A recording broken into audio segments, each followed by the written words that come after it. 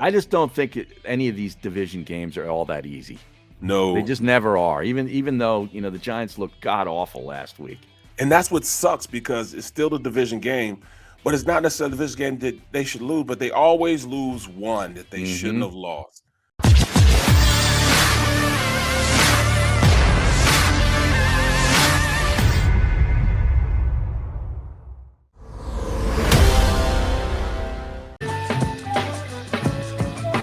All right, our thanks to Michael Bradley for joining us. Follow him on Twitter at Daily Hombre, spelled Hombre. He's great on Twitter, too.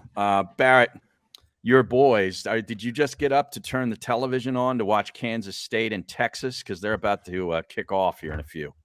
I just found my remote. I was looking for it. All right. Do you know what the line is on this game? What is it? Texas was favored by 3 at home. So that's a pretty good line for your boys, I think. Well, they just lost to Kansas. They're a little pissed off. So yeah, that's true. This is not this might not be a good week to play them. Right. Well, then wait a second. They lost last week to West Virginia. Oh, so that's been 2 weeks since the Kansas game. Wow. Yeah, because they lost. Yeah, the Fighting Kevin Kincaids beat them 31-23 last week. Wow. Yeah. And we beat West Virginia. Oh, you did? Yeah, but we just lost to Baylor. Oh, right. Well, Baylor's pretty good. Yeah. I mean, Texas has lost 6 straight games. Unbelievable. I mean, seriously. And my roommate from college is the receiver coach for him. So, right now, I'm kind of torn because I got to root for him a little bit because his job is on the line. Right.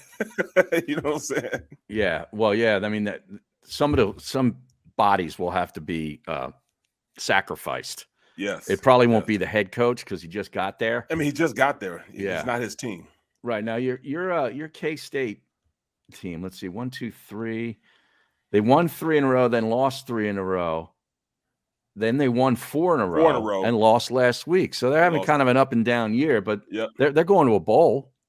Oh, no question about that. Yeah, they're going to a bowl. They're just good enough to not be good enough to be able to go to a bowl game. Right. All right, let's get into this Eagles-Giants game here because I want you to give me your take on what the Eagles have to do in order to assure victory on Sunday. Stopping the run, man. Stopping the run. Right.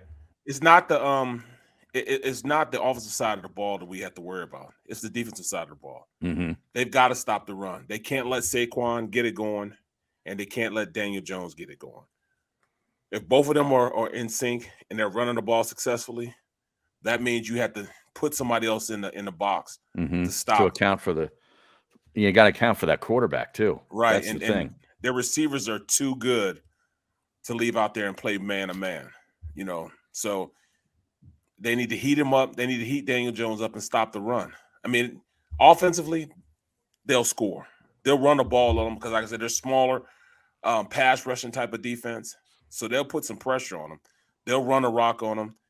They'll win the time of possession. But it's just when they aren't on the offensive side of the ball, they've got to be able to stop the run. That's the key thing, stopping the run. In fact, You know what? See, that's why I love working with you on Football Fridays. Right. Because that's how I get, things done as far as sending my my prediction in. Oh, okay. That's how. Well, let's just do it live right now. Your prediction, basically. We'll verbalize your prediction right here on the show.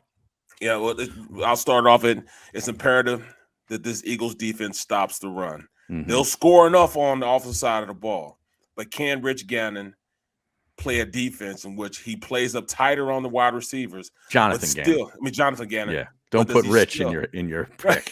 Not that he's going to be throwing the rock. He's calling the defense. Right. But can Jonathan Gannon do it? Well, that's interesting, though. Like, what do you think Jonathan Gannon thinks of this quarterback? Because you've been spot on. He doesn't respect him. So this is another one of these guys, in his view, like a Teddy Bridgewater or a Trevor Siemian, where he's going to allow his players defensively to play a little bit more aggressively. Yes, and is that what you think? And they're gonna throw run blitzes at him. And run blitzing is a little different from pass blitzing because usually in the past, usually send them from the outside. Run blitzes, you try to do more on the inside. You know, you need to run linebackers through the gaps. You need to make sure that you have some. You don't want to run too many games or slants, because if you stop one guy from getting into his gap, it leaves a huge hole. So you got to run blitzes, and hopefully your guys can get up the field enough to stop the run. You know, penetration kills all run plays. Right. And if you can penetrate, have those guys play more one gap than just staying in their gap, you can win. But you can only do that if you send run blitzes at them. That now tells the defense you can get up the field, because if they just run regular defense, it's hard to one gap. I mean, it's hard to one gap because you like staying in your gaps and you're sitting there. But when you blitz, you run blitz. That's telling your defensive lineman, get up the field, get as much penetration as you can, because we're bringing down linebackers inside the gaps to try to influence the run, just from penetration. Now, I know you didn't play in this stadium, but you played many times at the Meadowlands. What kind of a home field advantage can that be?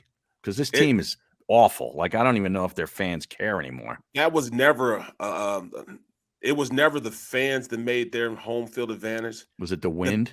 The wind inside was they hated it. Kickers hated it and quarterbacks hated it. And they always used to open the door on one side of the field. Right. Parcells used to do that. That was his old deal back in the 80s. And it works too, man, because you look, first of all, you see, when you look up there when they have the ball and the flags are like dangling down like this. And all of a sudden when they're punting, all of a sudden the flags are just like this, flowing in the wind, because he's open the other side, knowing this, it's an unfair advantage. And nobody really called him on it either. So they just kept doing it. Yeah. They just kept doing That's home field advantage right there. Yeah, no question. Yeah. Like Smart by him. Michigan plays on an all grass field. Right. I wouldn't be surprised if they let that grass grow all week and all last week too, to try to slow down these wide receivers from Ohio State. That's smart, man. That's smart, man. Gain every tactical advantage you can, man. You get just little things like that. Like the greatest show on turf. They did the same thing with them. Right. Let the grass grow a little longer, so they slow them down a little bit. And especially when your guys are used to playing like that. Like Tampa Bay, man, that's the best stadium to ever play in. That's the nicest grass you'll That's ever one of the get. nicest games I ever did a game in, to be honest with you. Yeah. When you're on that field, man, it's like it's almost better than a putting green. Yeah, it is. It's real easy to get to them from the field to the press box. That was always, I'm telling you, some of these places like Penn State, it would take forever. The elevator is the slowest elevator in the history of elevators at Penn State at Beaver Stadium. It's awful. Everything is awful at Beaver Stadium. It really is. It's rickety and old. I know, man. Then you can't get in, can't get out. I mean, this is, how do you have one road leading in and out of town? I know. You need like you need jet helicopter service to go do games there. I'll tell you. You're not kidding. Now, how can I stay up for this Duke Gonzaga game tonight? It tips off at 10:30. Because there's no chance. You don't have a snowball's chance. No, I got no chance. I might as well just set that DVR right now. Yeah. Yeah. In fact, I get off the plane at 9:00 in Springfield, so I'll just be getting in, sitting down. In fact, the game will start before I get to my room, because I land at 9:00. Now, is it 9:00 their time? So it'd be 10:00 here? Yeah. Okay. Yeah. So I said it'd be nice. So I was just getting in and getting settled in my room before I get. That means I'm not even gonna have a chance to get food before I sit down and watch the game. Oh man, that sucks. Yeah, that really sucks. But now, hey, I gotta watch it though. Now, is there any kind of like does White Castle do like DoorDash or any of these apps that you could sit there in your hotel? Not and there. No. Not now. They do have it in New York. You can DoorDash or Grubhub in New York because they're all around. There's none in Springfield. I can almost guarantee there are no White Castles in Springfield, Missouri. Now, St. Louis, 3 hours away. Right. I have a fighting chance. Maybe Kansas City is 2 hours away. I'd have a fighting chance, but not in Springfield, Missouri. No White Castles. I want to check up here the injury situation for the Eagles. Jeff McClain, this is the latest thing from him, was practice report yesterday. Jordan Howard did not participate. Darius Slay was limited. He'll play. His concussion. Howard won't play. Yeah, Howard's out, I think. Yeah. And I'm thinking they just brought up the kickoff returner / running back, didn't they? I'm not sure. His name. Let me look at I'm the not roster. sure. They should have Boston Scott do some of that stuff. Bro, that would be the best thing, man, because he's so explosive, man. I know. He's so explosive, man.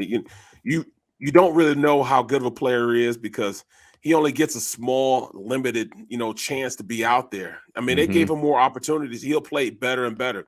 He could be one of those guys, but he's a volume carrying type of guy also. So looks like they didn't bring him up. I thought they were. I'm not seeing anything here. Jason Huntley, I'm talking about. Oh. I think they activated him. I think they activated Jason Huntley. Really? Yeah, now he's a kickoff returner. Now he's the real deal. He's quick, he's fast. They give him a chance to return. He did very well in the spring. I mean in training camp. Yeah, they did. They called him up for week 12, it says. Yeah, so that just goes to show you that Reagor hasn't done anything because they brought him up to be that back to make some things happen in the return game. So now, would we have ever seen this guy play except in the preseason? Nope, just in the preseason. Is that right? Yeah, I think they got him from Detroit. Oh, okay. They traded him from Detroit like last year. He was on the squad last year, but he was just in the return game. They also play him a little receiver too. Well, I'll tell you what. If they're out on Reagor as a returner, he's going to run out of things to do. Well, that's a problem. That's definitely a problem because I'm thinking that Gainwell might make another appearance now that Howard's out. But I think he makes more of an impact in the passing game, putting him in slot position. I'm sure he's been playing a lot of receiver. Hence, that's why they gave him a number 14 number. Right. Huntley actually played in 5 games last year. Yeah, special teams. Yep. Right. He had 5 carries for 19 yards. He's explosive. And actually 1 pass catch for 0 yards, it looks like. He's very explosive, man. You get him the ball, you just got to give him the ball. So you think Slay is going to be good to go? I think Slay will be good to go. Yeah. I mean, he's on a high ride. He's riding the wave right now. You don't want to stop that. Oh, I know. He's had an incredible couple of weeks. Oh, no question. He just solidified himself into the Pro Bowl for this year. Right. And he keep playing the way he's playing, man. He might be Defensive Player of the Year.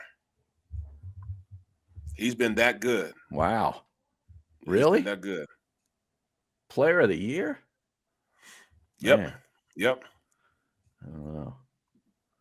All right. How can the Eagles lose this game? If they go out, they let Daniel Jones be an impact, man, in any type of way. I know he won't beat him throwing the ball, but he can beat him with that zone read, that type of stuff. Read option stuff. Yeah. I mean, and not necessarily him making a big play, but doing stuff like converting a third down. You know what I'm saying? If after a while you're on the field a long time, the defense gets tired, man. And if he runs and gets a couple, then that's what makes Hurts so dangerous. Right. Because he keeps the chains moving.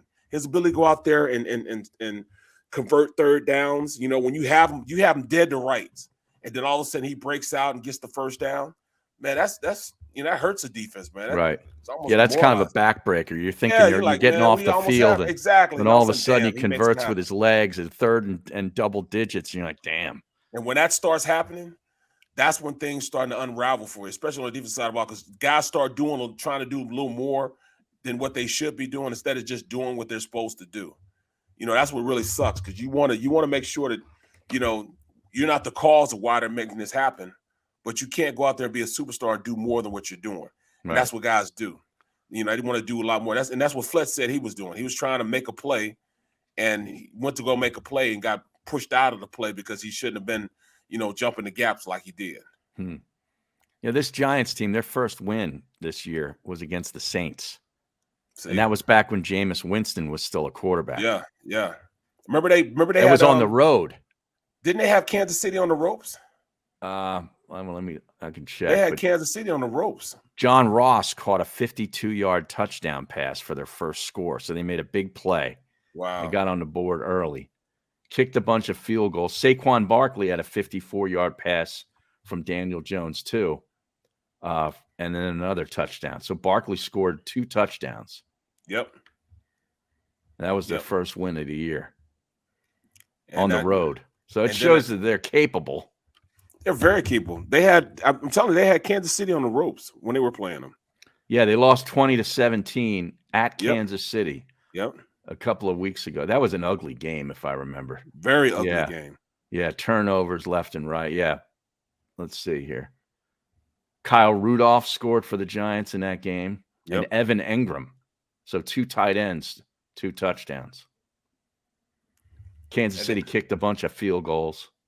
They kept, for some reason, in that game, he kept throwing interceptions. Like, he threw an interception at the goal line. You know what I mean? And they intercepted it, when they were going in to score. He had like 2 or 3 interceptions in that game. Mahomes? Yeah. He had 1. 1? It says 1 here, yeah. It was a fumble or something also. And so did Daniel Jones. It was a bunch of plays, where it just looked a real sloppy game. Kelsey lost a fumble in that game. That's right. Yep. Yeah. That's right. Yeah. Going in to score too. He was in the red zone. Right. So I get the feeling that you're giving this Giants team some respect. Oh, no question. I am. Yeah. And that's only because if you don't stop Daniel Jones early, you got to erase all hope from him because he's the type of guy that he can keep the sticks moving just by running, and doing little things like that. Like, he's not going to beat you in the pass. He's not going to beat you down the field. What he does, he beats you with the little things, like getting a first down here on 3rd down, or maybe, running a zone read option. He'll bust one for like 40 yards on you. Remember he had the Bambi play in our stadium when he ran like 60 yards and didn't score on it because he fell. Right. The turf monster got him. Yeah. Yeah. Just little things like, was it our stadium or was it I think it was in our stadium. Yeah, it was in our I'm not stadium. Sure. Yep. So they can do little things like that. And Saquon's going to want to get it going. They got to make sure that, that if they could stop the run, they got a legitimate chance of winning and winning big. But you can't give them any hope. None whatsoever. The Giants beat the Raiders, too, a couple of weeks ago. I remember that. A couple of picks from Derek Carr. And let's see, Daniel Jones, 15 to 20, 110 yards. And they win the game. Isn't that amazing? See, it's the little things, man. Devontae Booker ran the ball for 100 yards. See? So they didn't even have Saquon, and they beat him. That's not a team you can't hang around. You wouldn't want them to hang around, man. I just don't think any of these division games are all that easy. No. They just never are. Even though, the Giants looked god-awful last week. And that's what sucks because it's still the division game, but it's not necessarily a division game that they should lose, but they always lose one that they shouldn't have lost. They're always in a position where they're there to win the game and just trick it off. And that's a problem, right? Even though they've owned the Giants. What did I say? 12 of the last 14 they've won. Yep. That's amazing. I can't believe we split last year because we went up there and we lost to him, and he ran the ball well on us. The quarterback did. Yeah. He ran the ball well on us. I want to look at that game because I kind of forget that. During the COVID, with nobody in the stands, it was just weird watching football last year. Wasn't it? It was, yeah. It really was. The fake crowd noise, playing in an empty stadium. It looked like practice, you know what I mean? Right. Like we're just watching practice. Let me see. Okay, here it is. It's 27-17. That was November the 15th last year. Yep. Daniel Jones scored the first touchdown on a 34-yard run. Wayne Gallman scored. That's right. He scored 2 touchdowns. Yeah, he ran all over us. Right. He ran all over us. Yeah, Gallman that's what I'm saying. We got to make sure we stop the run. Gallman had 18 carries for 53 yards, and Daniel Jones 9 carries for 64 yards. And he also threw for 244 with no turnovers. And you got to make these guys turn over. Carson Wentz didn't turn the ball over either. He fumbled twice, but didn't lose any of them, and didn't throw a pick, and they lose the game. Yeah, that's pretty bizarre. Bad. He looked so bad, though, man. Things weren't working out, He just looked bad in that game. Yeah, 5.6 yards per attempt. That's pretty low. Right. Yeah. Miles Sanders ran the ball well. I know, but I remember they ran they were going in and they were in the red zone, and he had a guy wide open in the end zone. I think he had like Ertz wide open in the end zone. Oh, Wentz did? Yeah, and he checked it down or threw, and it was just a bad pass like Greg Ward. No, Greg Ward was open in the end zone. He threw it to Zach Ertz, who was double covered. And you got Greg Ward Jr. just sitting in the end zone all by himself, and they're in the red zone. I'm like, come on, man. And Jalen Reagor actually caught 4 passes in this game last year. Oh, can't say that I remember that. Yeah, for 47 yards. He was targeted 7 times. Yeah, I don't remember that. Yeah, I don't either. I don't either.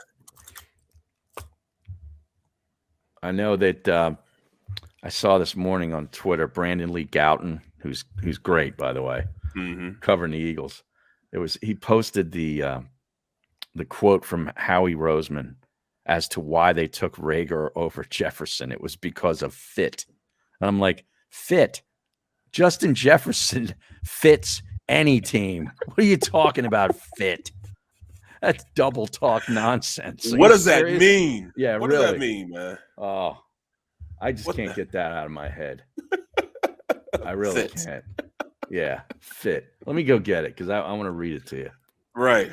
This is great. I don't remember that. You don't? I don't remember saying that because I didn't want to hear anything. I was just out on it, period.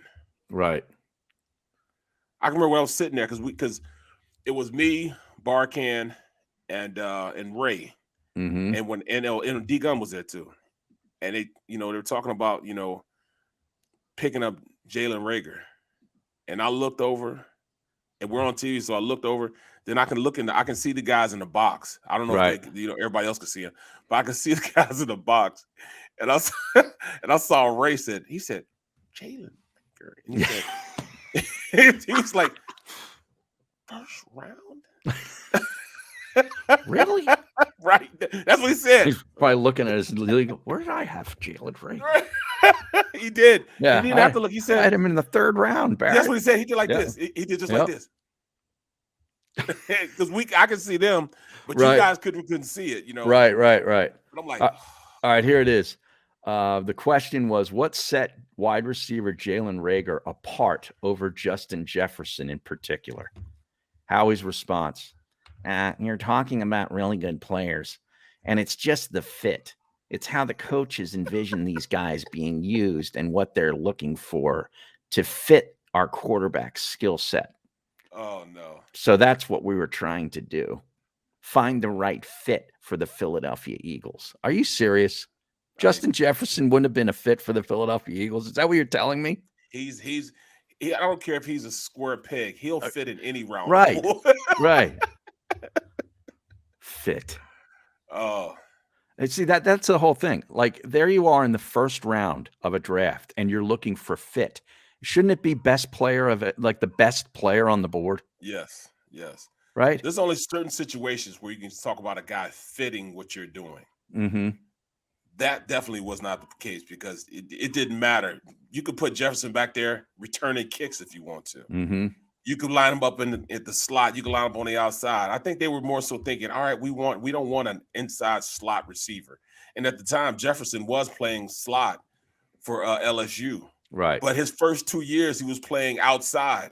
He came in to play slot because Chase was there. Because they have other 5-star studs all across the board down there. My goodness.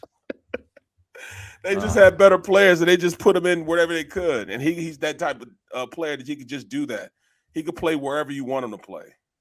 All right. Now, we should be also rooting this week for the Minnesota Vikings.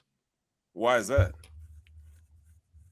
Because the Minnesota Vikings play the San Francisco 49ers, Barrett. Okay. And the 49ers own the tiebreaker over the Eagles. Yes, they do. So we need to have them lose more football games. That's a must. So I am a fan now. See, this whole thing with Dallas losing yesterday has kind of, now shifted, what we're thinking. Let's look at it. I'm going to give this to you right here. All right. San Francisco is currently the 7th seed right now as in the playoffs. So they're the last seed. Eagles are 8. If San Francisco loses, They go to 5-6. If the Eagles win, they go to 6-6. So they would have a half game lead on the Niners. They'd be ahead of them. No longer, they wouldn't be tied. And the Vikings would be 6-5, but don't worry about them. They'd be the 6th seed. You're just trying to get in. Right. You got to get in the dance in order to dance, man. Right. You got to get in there. So let's look at San Francisco, the remaining schedule after Minnesota.